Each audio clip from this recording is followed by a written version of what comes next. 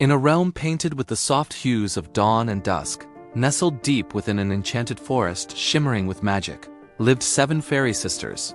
Each was a guardian of a unique and wondrous power. Elara, the eldest, could command the winds, her whispers turning into gentle breezes or mighty gales. Then came Thalia, who could coax flowers to bloom in an instant, painting the meadows with vibrant colors. Lyra, the third sister, sang melodies that could soothe the most savage of beasts. Kalia wove moonlight into shimmering threads of silver, while Iris could bend rainbows to her will, creating bridges of light across the sky. Seraphina danced with the stars, borrowing their sparkle to light up the darkest nights. And then there was Lyra, the youngest, whose power was not as flashy as her sisters.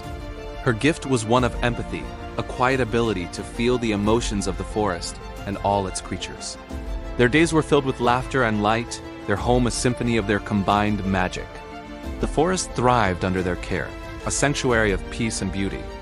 One sun-drenched afternoon, while exploring a part of the forest they had never ventured into before, a hidden glade shrouded in ancient weeping willows, they stumbled upon something extraordinary. Half buried in the mossy earth was a mirror. It was unlike anything they had ever seen. Its frame was wrought from a dark, swirling metal that seemed to absorb the light around it, intricately carved with symbols that none of them recognized. The glass itself was flawless, reflecting their images with a clarity that was almost unsettling.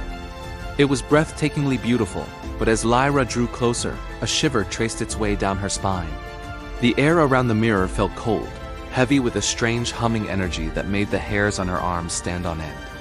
She felt a subtle thrum of sorrow and longing emanating from it, a silent whisper that prickled at her senses. "Look at this!" Elara exclaimed, her voice filled with awe as she knelt to wipe the dirt from its surface. "It's magnificent."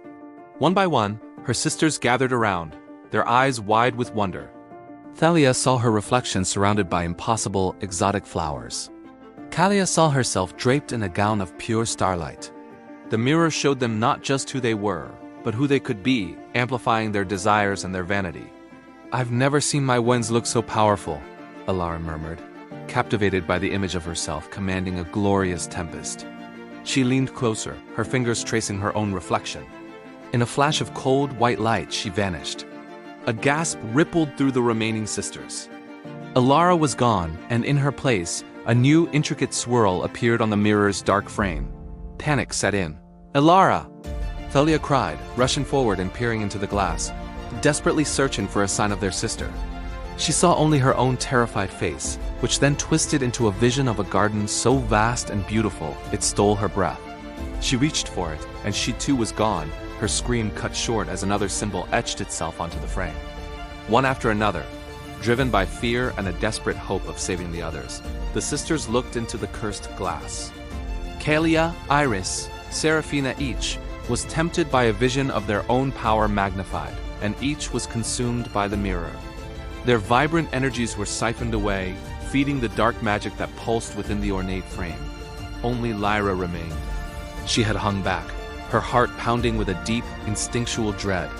The sorrow she had felt from the mirror was now a roaring chorus of her sister's trapped despair. She was alone in the silent glade, the beautiful, terrible mirror now holding her entire family captive. Tears streamed down her face, but through her grief, a new feeling began to burn. Determination. Her quiet power of empathy, once so overlooked, now became her greatest strength. She could feel her sisters' fear, their regret, their magic struggling within the mirror's confines. She would not let it be their end.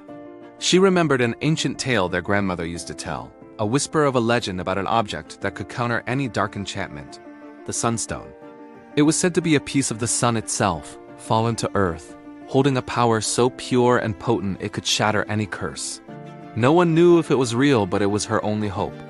Lyra's quest began at once. Wiping her tears, she set off from the glade, her heart a heavy stone in her chest. Her journey was fraught with peril.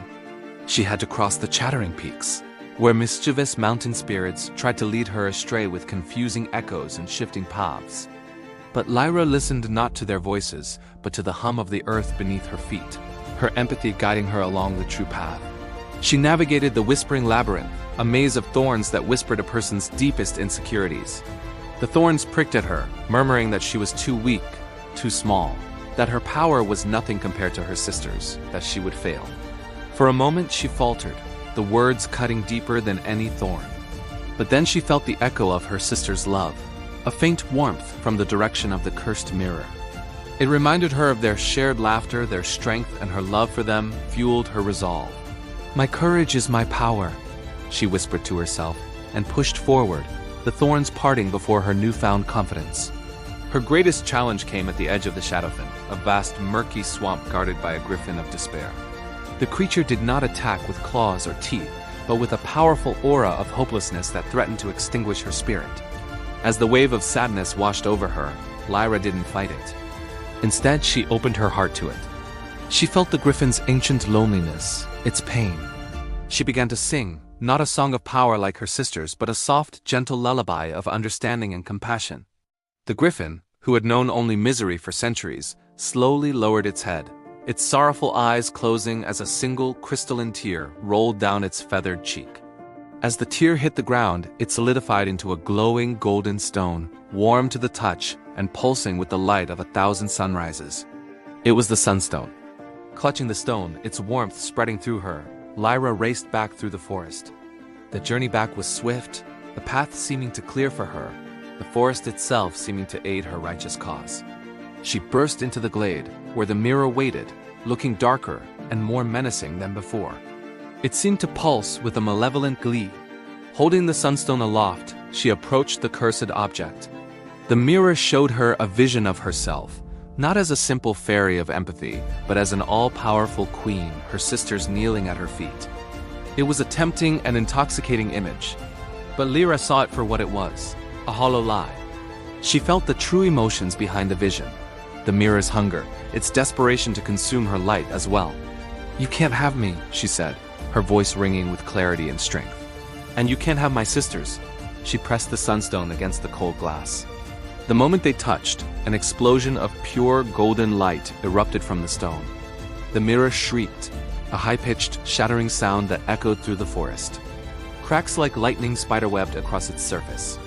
The dark metal frame began to crumble, and with a final, thunderous crack, the mirror imploded into a million glittering shards of dust. 6 beams of light shot out from the dust, coalescing into the forms of Alara, Thalia, and her other sisters. They were pale and shaken, but they were free. They rushed to Lyra, enveloping her in a group hug, their tears a mixture of relief and gratitude. They looked at their youngest sister, no longer seeing her as the quiet, unassuming one, but as their savior, her courage and empathy shining brighter than any of their own flashy powers. Together, they stood over the spot where the mirror had been. They could still feel its lingering, corrupting magic in the dust. Joining hands, they combined their powers. Ilara's winds, Thalia's blooming flowers, Kalia's moonlight, Iris's rainbows, Seraphine's starlight, and Lyra's pure, heartfelt love. A whirlwind of beautiful cleansing magic swirled over the remnants, purifying the glade and scattering the last vestiges of the curse to the wind, ensuring it could never harm anyone ever again. The 7 sisters, reunited and bound by a new, deeper understanding, returned to their home, their collective light shining brighter and stronger than ever before. Thank you for watching our story today. If you enjoyed this journey, don't forget to like, subscribe, and hit the notification bell for more magical tales. See you next time.